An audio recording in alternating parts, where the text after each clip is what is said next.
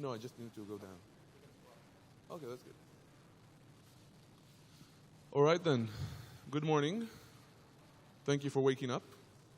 Thank you, Sunil, for putting me on the first slot of the morning. I appreciate that much. So I'm going to talk about so-called fake news. Now, I know it's morning, but you guys are going to work with me.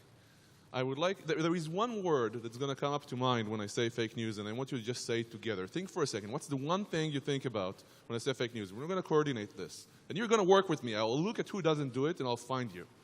I'm going to count 3, 2, 1, and then on 0, you're going to say the one word that comes to mind when we talk about fake news, okay? 3, 2, everybody. Everybody. I know where you live. 3, 2, 1. What?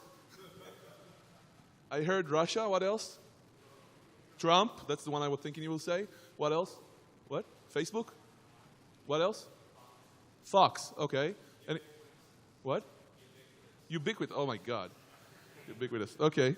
So just so you understand, we have just covered, so we have seen the presentation from Rich McVarish yesterday, covering what propaganda is, how it works, the history around that, the different techniques. But what we didn't touch on is the state of the art, in my view. And you have just covered the state of the art of what the discussion, whether it's policy discussion, whether it's a defensive discussion, whether it's an attacking discussion around fake news. Congratulations, we can all go home. Now, I'm not joking, I'm completely serious. If you go to a conference around fake news, you might, or a track in a policy conference or whatever it is, you might just get a little bit of a talk from a technical person who follows bots. Maybe somebody will discuss a whitelisting or blacklisting effort. Maybe somebody will discuss the solution everybody speaks of around this, which is, my God, morning, which is education. Now, I'm not saying education isn't good for us. I'm saying the minute somebody says it's not a control, it's the solution for everything, I know they are completely, what's a good word to say bullshit? No, academics are cool. Academics are why we are making progress in this. But essentially, when you look at this and you say, that's the state of the art, you understand a few things. Number one, nobody knows what to call this. Number two, a lot of people care about this. Number three, there is no defensive mechanism in mind when everybody says education. And that's where I got stuck. I've been working on this, not under this name, not under these parameters, since about 2000. And I was in Estonia when everything happened over there, the first internet war, so-called. And I've been following this for a long, long time. And the fact nobody knows what to call this when propaganda is age-old, all the way back to thousands of years ago, I could accept it, but it meant we're not in a good place. Worse than that, though, and that's where we're going to start getting into the talk, I know how to attack. I'm calling these operations, influence operations, information operations, attacks. I know how to attack. I even helped write a paper on the psychology behind it and why it works. I can explain that. I can look at what various threat actors are doing. I could not, for the life of me, come up with a defensive mechanism. A defensive mechanism for fake news, propaganda, information operations, whatever you want. So, of course, I could talk about tracking bots, but these anecdotes didn't really help me out. How would you even go about creating a defensive mechanism? Anybody? Hold on, I'll bring you the mic. I think that at the end of the day, we would have to think about what is good verifiable news and maybe create an independent body that would say that this is good and these are trusted sources that have some veracity behind them, and then rank them when you're putting them out there. All right. So that's a whitelisting solution or blacklisting solution. You know, give them ranks, whether it's on Facebook or on Google or in your browser. I like that. It's a solution. But for me, I will define what the defensive mechanism is in a second, and I don't think that's it. I think it's a technique or a tactic or a tool. A good one, though. Anybody else? What is a defensive mechanism? I'm going to go to Jason. Sunil is going to go to Jason. Thank you. This is definitely not a short-term fix, but better teaching of critical thinking in public schools and private schools. But you have to start early. Mm-hmm. Okay, so education. And what I'm saying is, just like with your solution, it's a control. We need to put education in place. The challenge is, and by the way, we used to do this. The US used to do this in the Cold War, where children would be taught critical thinking to avoid communist propaganda. But where are we today after all of that generation or two or three of training? We're not really doing that well, right? So it is a control, but is it going to solve the problem? No. And when I hear people say something along the lines of, that's the solution, I'm worried. If they don't include it in, I'm kind of weary. Does that make sense? I'm not saying it's the only thing that it's a panacea and that it would solve everything, but I think it's part of the solution. I agree, 100% with you. Okay, anybody else, please? I want another solution for fake news. Well, I mean, as Gadi said, like, you know, we allegedly taught critical thinking during, 40s, 50s, 60s to resist communist propaganda, allegedly, but that doesn't explain the boomers who have been sucked in by the Fox News propaganda and all of that. So I think that it's two of them about having where you're going with trust, right? Like you described trust anchors, but to do critical thinking, you have to know what trust anchors you're working with, but then continuously re-verify them, right? Which in some ways starts to mess with the belief structure. That's why it makes it hard. Okay.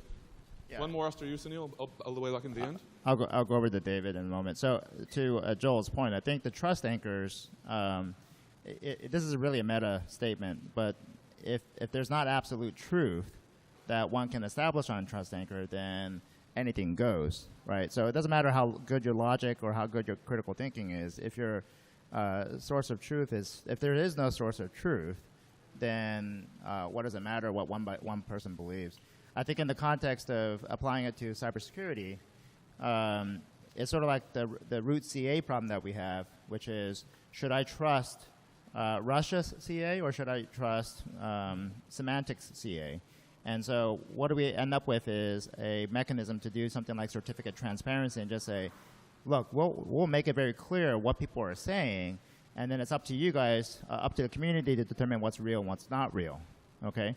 And that's the same problem that we're having in security, and we'll have that same sort of problem with fake news until we find a way to establish something that's considered like absolute truth. All right, Okay, David. we'll take one more guy at the end, and we'll have more discussion later, or later on tomorrow we'll have, today we'll have FA about FA, and tomorrow we'll have the whole day. Yes, sir. So I'm kind of cheating here because I'm up next right after you, but No, don't cheat, just say something cool. so I think that you first of all, you recognize that there is an attacker in the equation, and then you do your best to identify the goals of the attacker. You're starting to build a defensive mechanism. You're looking at defensive mechanism. You're looking at threat. You're looking at environment. You're looking at vectors. You're talking right. So we'll listen to your next talk. I have to run because I only have a few minutes left. You're awesome, but okay. So just give it to Sunil. Thank you. So let's move on. So we can't really decide what to call this thing. We call it fake news. When we think about fake news, we think about Trump. Some people think about Fox News. Some people think about Russia. Some people think about Facebook now. But that's the extent of the discussion, even if you go to very expensive and interesting policy circles. Now, I'm not saying other people don't do amazing work on this. For example, the person who just spoke is coming up next to me and he's going to show his work on this and other people's work on this. But this is the state of the art. Now, there are people out there. I'll just say first names. Danny, Gary, people from our circles who track bots, who track operations. But these are just services. A defensive mechanism is much more. So let me start rushing through this. 5 years ago, I said, enough. If I can't think of a defensive mechanism, that bothers me. And I decided to start moving through this. Now, first thing I thought about is let's do a counterattack. A counterattack in information operations essentially means, in my mind back then, let's launch the opposite message. Very quickly I discovered the age-old rule of journalism that says positive news doesn't sell. And more than that, the audience is different. If I tried to create extra tensions in the US around, for example, gun control, which is a major moral issue people talk about, and I wanted to make the two sides further apart, enlarge the gap or whatever it is, the issue there would be I am targeting an entirely different audience that is already convinced. How do you even go about this? So what eventually I'll push through a lot of discussion here about how these things work and why they work, and yes, attack is easy and all of that stuff. And what I came up with was this.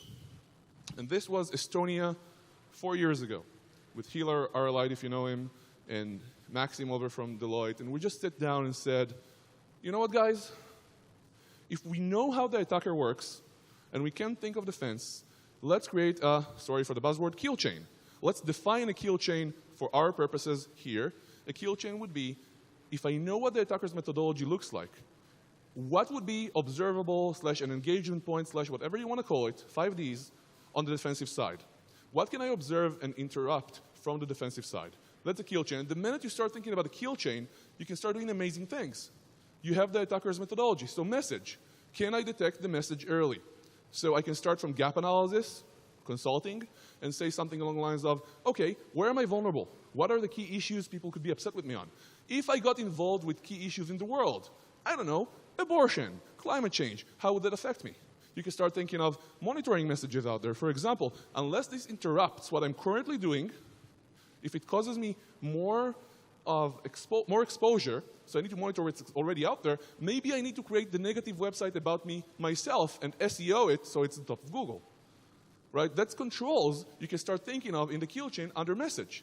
When you look at bots, you can say, I can monitor for bots, I can monitor for messages. You can think about the various tactics of the attackers. If an attacker wants to choose to attack right now, they need at some point to get the distribution method. Maybe they go on Reddit, maybe they go on Facebook, maybe they go on Twitter. Where are they best leveraged? So for example, leverage on Twitter would mostly be around hashtags. The way the social network works, the parameters are around data and people. In Facebook, it's mostly about shares, influencers. You've got all these different parameters. Reddit is barely about the person at all, even though an anonymous person could become very famous very quickly under a specific thread. So all of these things across the entire attack chain, which we can go through, but that's not necessarily the purpose of this talk, is to create these controls. But there are other aspects to this. For example, what are the attack types or attack vectors? Let's define them both. One of them would be, what could they do to me? And this is not just on a policy level of attacking the United States or attacking elections. For example, they might have a policy level attack, yes, but they might also target organizations. This is happening a lot right now in China, a little bit in India, where people come out. For example, I think it was about 2 years ago, where the Air India CEO came out on Twitter, it wasn't really him, saying we're closing down. That wasn't good for Air India, and that's an attack. So for me, attacking companies is an attack type, and then you have another attack type, attacking companies from the inside, maybe with phishing, maybe with targeting the employees. And then there is another attack type.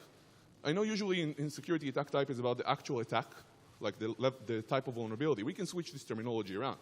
But if you think about it, you can target a person, create an entire world around them through advertising and other means so they believe something and will act in the way you want them to a degree, or you can try to create that. So once we understand the levels of what you can do, internally, externally, we can start saying, okay, we can also create controls there. This is a different model.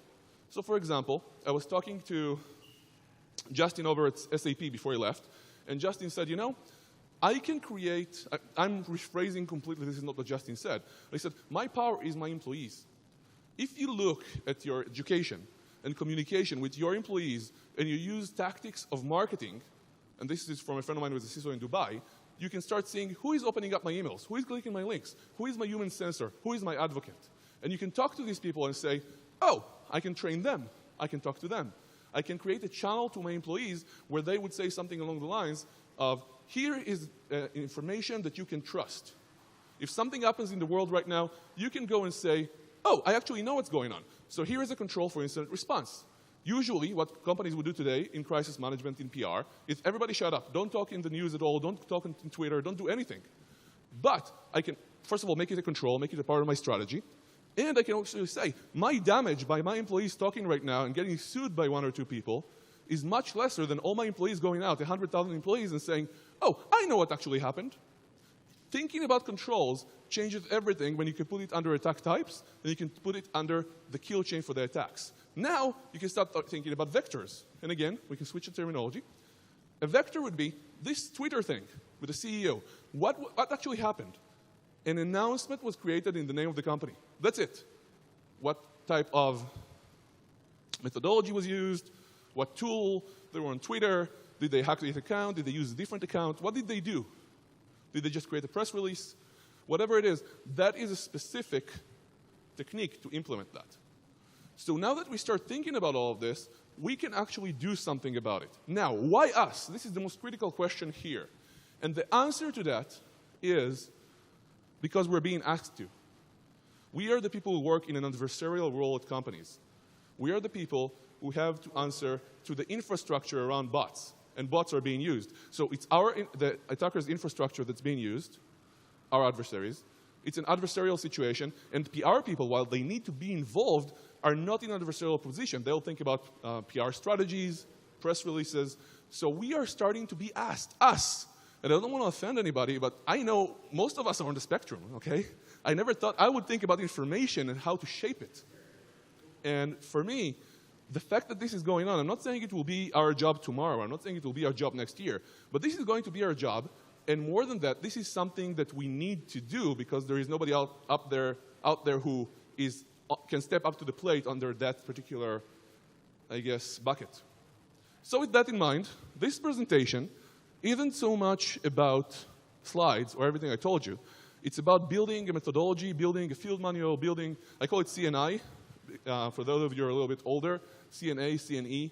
I figured CNI, computer network influence or information, would ring true for the military types. We can call it anything. Academics call it weaponized narrative, which I find cute and really nice. So looking at this document, I start with the contents. Chapter 1, misinformation, disinformation, fake news, propaganda. What's the difference? Why are we doing this? Why CNI? How is it different from propaganda? Who can be, the perpetrators? We can talk about our actual threat actors, trolls, governments, bots, unwitting believers, right? There are issues to discuss here about if we look at influence, if a real person shares so-called fake news, can we take it down? Should we take it down? Freedom of speech issues? Where in the chain can we actually intervene, or should we intervene? Do we go out and claim to the world, thanks to Cory Doctorow for giving this comment, that this is an issue of inequality, perhaps? This is an issue of susceptibility, increasing susceptibility to conspiracy theories? Have we claimed that? Can we prove it? Is it even relevant? There is a social aspect here that we need to address, which is not just technical and controls. Moving on here, case studies and examples. Anti-vaxxing, Estonia in 2007. There is I can't really pronounce it, but Khashoggi assassination. 2016 US presidential election. The Macron elections, where they actually had controls in place for disinformation against the attacker. If you look at Russia, again, I can't tell what they actually did, but with Hillary Clinton, they released the information earlier enough to cause a lot of noise. With the Macron stuff, there wasn't much there. So they waited until the media blackout and released it just before, so the release itself would create waves. It's strategy. What the Macron people did is they tried to also seed fake passwords and credentials and stuff like that to slow them down. I don't believe that worked, personally. But they also uploaded a few fake files. And the minute the news cycle hit, they came out and said, hey, this is fake. Look, there are fake files here. So there are things we can do in instant response as well. It's all about controls as we map out things along the kill chain, along threats, and along all these different routes that we know to do as security people. So direct and indirect, external, internal, all of these different things. And moving on from attack vectors, there is the attack methodology itself, which we base ourselves on. There is the attack design considerations. For example, political considerations. What tensions are you using in your message, right? Bureaucratic considerations, veracity of the data, constructing a backstory or a leak, choice of medium. There is amplification, timing, political landscape, opportunistic options. You have the plan, you're just waiting for the right opportunity to use it. Choosing the framing, collaborative information, preparatory messages, follow-up releases, leveraging reaction. So for example, if I am Russia, I'm not, and I want to convince the United States that Russia is, let's choose a word, compassionate. I'm not very likely to succeed. But if I go out and say something along the lines, Russia has a strong leader, and I put a picture of Putin on a bear, that's a strong message. And then slowly I can start moving it toward the United States need a strong leader like Putin, right? And I can start moving the needle slowly. Now, these are things you can monitor for and watch for, and at the very least be aware of, which is the beginning of doing something about them. That controls. Social media bots, likes and voting, message construction, clickbait, outrage, whatever. Attack design patterns. I think that's a critical part here. Detecting is difficult, but we can watch for design patterns. That's what I call it. We can call it something else. So for example, Trump says something stupid according to left side media in the US, all right?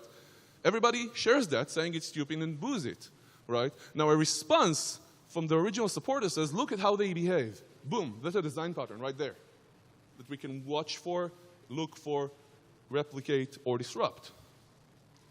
There are, to get us, there are many types of things like that. I want to skip ahead here because I want more discussion.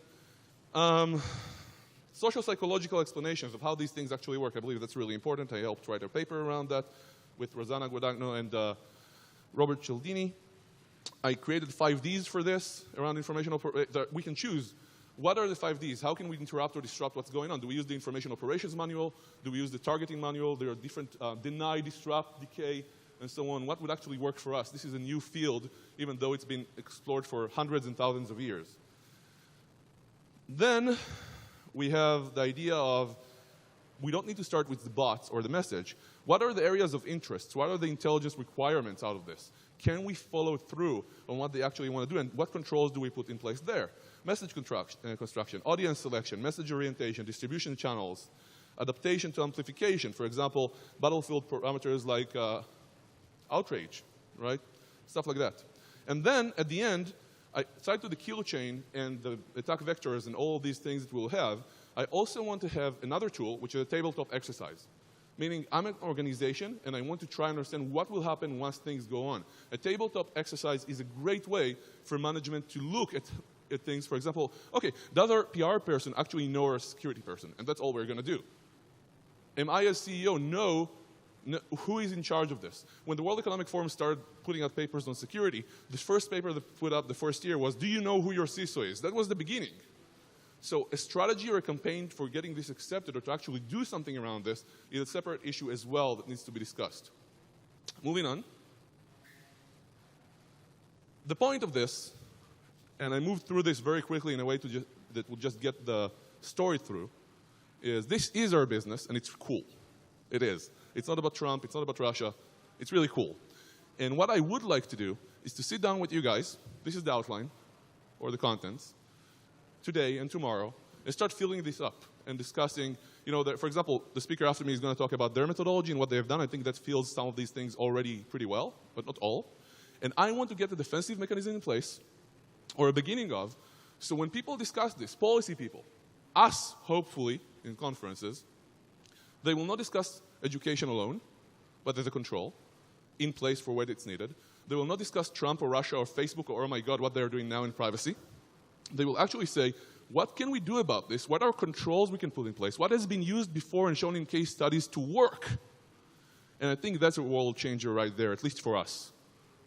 With that, I'm not sure how much time I have for questions and discussion, but I would like to resume that. Sunil? Do we have time? Yes. Awesome. Sir?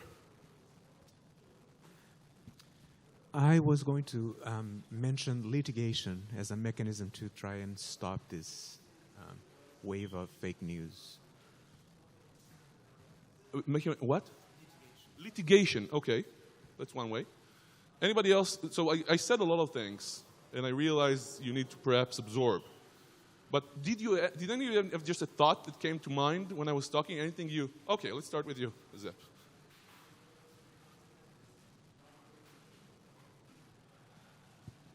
Hi, thanks. I don't have a PsyOps background, so educate me as needed, please. It strikes me as when you consider the idea of fighting against the counter-truth with another version of counter-truth, aren't you just escalating the confusion in the battlefield at that point? And doesn't that play into the hands of the attacker? It absolutely might. It absolutely might make things worse. But you don't need to go that far. Not every control is going to work. If one control is to know we are being targeted, and you can put it in your, what are the NASDAQ annual things where you put risks down called? When you submit to NASDAQ, what? The what? Risk strategy. No, but I'm talking like the document when you submit annually to NASDAQ. What do you call that? Like the... whatever it is. So for example, if a corporate can now go and when they submit their annual report and they can put in the risk section, we are starting to be targeted for information, whatever, that is already helpful, or not. Being aware of a situation is already helpful. Not every control is going to work. That's part of the discussion, because what you just said needs to be in the methodology, or the field manual, or the document, or the paper, or whatever it is. Other people, help me out. Anybody? I'll choose people at random. All right. But you're cheating. You already built a methodology. Yeah, I am cheating, but I'm just helping you out here. So the why us, I think that's a really important question. It's not really in the scope of what I was going to talk about, but I want to kind of back up what you're saying, that it is this community, and not just because I hesitate to say we, because I kind of came in from the outside recently, but I found that this was the right place to land for this because of the adversarial thinking. You know, the platform companies, they're used to thinking of this stuff as a content problem or like a forum moderation problem. They're not used to thinking in an adversarial sense. You know, the academic, I mean, I used to be an academic. The academic researchers on fake news are used to thinking, you know, they're academics. They believe in truth. They believe in science. Even just now, you suggested methods that involve additional elements of deception. No academic fake news researcher would ever think of using deception, because from their point of view, it's just like, lies are bad, period. Yeah, poisoning data. Yeah, they would never think to do that. But security people will think of what works. And what works is what you need because it's what works. So there's a whole lot of reasons. I don't completely agree that the security community is being asked to do this yet. When I left Twitter, I went looking for jobs that had any sort of word misinformation or disinformation in any company that was explicitly hiring someone to do something like this, and there weren't any.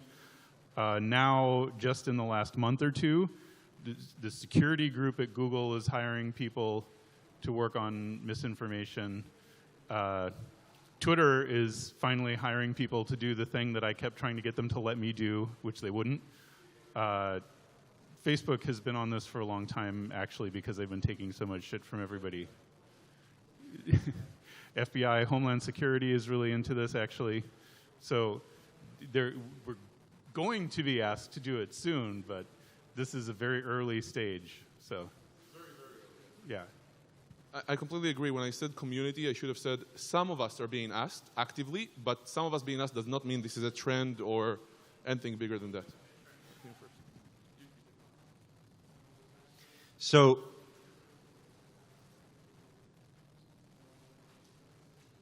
I guess I have to be over here to ask a question. So, when I got the opportunity to visit UCOM and AFRICOM last year, and we got briefings from their PsyOps guys, people who do like psychological operations, which is still a word we use, even though it's like operations in the information environment or strategic communications or D&I or whatever. And by way of context, I'll point out that I work for the part of Homeland Security that he was just mentioning that is concerned with countering influence operations such as this. So we just call it influence operations. I was amazed, and I will probably forever be amazed at the amount of money we throw at influence operations focused on getting people to like us overseas, right? Like for PSYOP stuff, basically saying, you know, like, hey, American troops are great. You can trust an American soldier. If you run into an American soldier, you can, you know that he's out there trying to make sure that everything's safe for freedom and democracy everywhere. And in the meantime, our budget for countering influence operations at home is nada. And if we were to try to use any of the massive amount of military resources we have to solve this problem, we would be absolutely breaking the law. And sadly, I forgot the name of the act in question that made it complete. What? Smith-Mundt. Thank you. Yes. Smith-Mundt prevents us from doing a lot of things that could come naturally to another country that isn't America. And so I feel like, is this really a private sector problem? Or is this something that essentially boils down to we need to figure out possibly a legislative solution that allows our domestic counterintelligence, our domestic civil safety and security services, and news organizations to combat this, rather than having just basically ACOD people do it. Because, frankly, I love ACOD people, but we're not up to the task. So, first of all, yes, please, government, step in. Number one, okay? Number two, as a security guy who's been doing this for quite some time, I can say, you know what? I'm not going to wait. When I talk to governments, governments are doing much more. They care much more. They are good at what they're starting to be good at what they're doing, and I appreciate that. Especially in I'm not talking about anything offensive. I'm talking about defensive stuff. That said, number one, private sector is being targeted, and we're not seeing the government helping too much today. They're trying, they're starting, they're doing a good job at what they can. But from my experience, if I go to somebody and talk to them about that, oh yes, we're doing something about this. 5 years later, nothing. Maybe they failed, maybe they didn't. But this targets private companies, this targets individuals. We are and will be asked to deal with this. I would like the government to solve it. By the time it becomes a major private sector problem, it will be a few years yet. And you know what? I'm willing to wait. But you and me both know the government is not going to solve the problem, especially when we are the ones targeted. They're going to help out and try to protect the country and themselves. So I'm with you. I'm just skeptical about how effective that would be. But we can argue about that later today. So,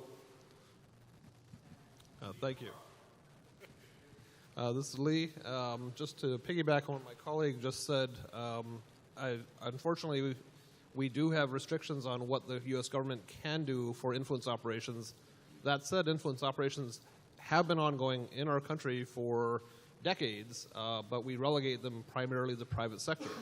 The private sector and unofficial groups that exist that use tons of money to try to influence public perception, public education, and frame and define the issues. That's happening. We're doing that in other countries, and other countries are doing that here, but we are entirely relegating the private sector for us. The other side, to piggyback on what the Twitter colleague, former Twitter employee said, we had a bunch of issues where the federal government was saying to Twitter and other companies, why are we not doing more to control this? And the general response was, it's really, really hard. Now, just within, I think, the past year, there's a couple grad students at Stanford who, as a project, a grad project, created a machine learning model that was pretty effective at identifying generators of fake news. And now, so it's technically not that hard to do that if we assume that you don't need 100% accuracy. There are ways to do it. We just have to have the political will to do so and make it clear that that's our expectation. And there was also a suggestion by somebody that detecting fake news is not that hard with machine learning, but I don't know if that's true. So when I start looking at this about a framework for combating fake news, that type of thing, whoever is wielding that framework, there needs to be within the framework controls, because if you are in that position to actually affect the narrative, right, then there needs to be, I'd hesitate to say some sort of ethics that were involved in it, about ways to engage, because that has to build trust in the process itself. So I'm not saying that I have any great solutions for it, just yet another aspect that would need to be explored for it. And it's a difficult problem, and not sure how you could craft a doctrine or rules of engagement or those types of things that once published wasn't also exploited by those. So you start your arms race again that you were talking about, right? Don't have good solutions, but trying to frame the problem a little bit better. I completely agree, and there are not only ethical issues, there are legal issues as well. And we are standing in front of the arms race. What I'm saying, my claim is it's already going on, and maybe reaching some sort of equilibrium where they need to fight us back. It might be good, it might not. I don't know. I'm careful here. Other comments? Oh, there we go.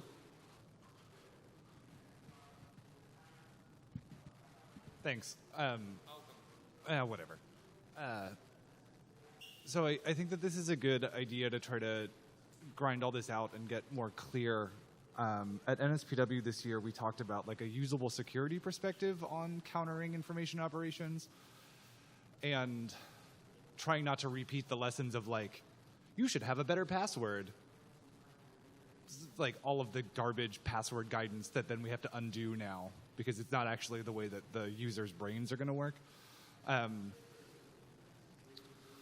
And I think that one of the things that we settled on was basically what we've all been talking about is like, we need to do something technical because we're not going to educate anyone on a short term. But the technical things are all a race. The only place that I know of that has successfully resisted these sort of I/O things recently is the like Finnish elections over the last few years. And it's because the Finns seem to have been educating their school children since they were 6 that like the Russians are going to try to trick them. And that seems like the only thing that's a long-term solution. I don't know, like this is a good medium-term solution, but is that what you intended as, is like a medium-term solution, or what do you think? So first of all, thank you for saying that because I did not think about the medium-term solution aspect. And I talked about that yesterday in my Superbugs talk, so that's really critical. My intent here is to start the conversation in a more organized fashion. I don't want to go to yet another conference and hear people say Facebook or Trump or Russia or just education or maybe whitelisting, blacklisting or something like that. I want to have more of a scientific approach to this where we can talk about, are we targeted, how are we targeted, can we do something, can we even just be prepared in advance for a message if that specific threat happens. What actual controls are used, I don't know, but that's a really critical aspect and I would be happy if you participated later today. Thank you all again, and I'm definitely going to work on this as my framework today and tomorrow, and those of you who wish to join me are more than welcome. I will say this. A lot of you would say, I don't understand this, I'm a technical person, or I'm a policy person, or I'm a lawyer, or whatever it is. Truth is, nobody among us, maybe Rich, is truly an expert. What we do understand is threat, attack surface, attack types, controls. And if we look at our organizations and we start thinking about this, we can actually make a dent and make a difference. That is my belief. So if you think about security, you can work on this, and I would like for you to work with me. Thank you. All right. Okay, thanks, Gadi. So next up,